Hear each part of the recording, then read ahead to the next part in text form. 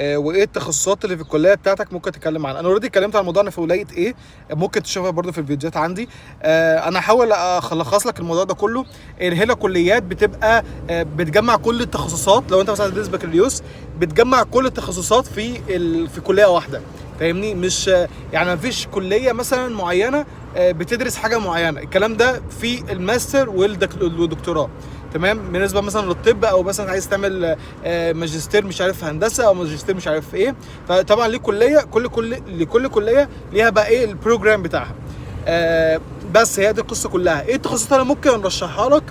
طبعا الطب والهندسه ما لا حد يعلى عليهم يعني. العلاج الطبيعي طبعا كويس جدا. لو انت عايز مثلا في التكنولوجي شويه، انت عندك داتا اناليتكس كويسه جدا.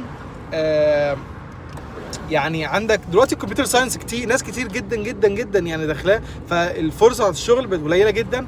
بالتخصص بتاعي الفاينانس انا بالنسبه لي يعني حاجه بالنسبه لي انا مبسوط، يعني انا حاببها. بيعلمك حاجات كتير جدا، يعني مش اداره اموال وخلاص، لا، يعني الموضوع اكبر من كده بكتير. بالنسبه كمان لو انت بتدرس في امريكا بيعلمك انظمه اكتر وحاجات اكتر بكتير، يعني مش في اي حته ثانيه في العالم. بس فهي دي يعني القصه كلها. لو انت عندك اي سؤال معين ممكن تسالني فيه، او تخصص معين، وانا ان شاء الله اجاوب عليه.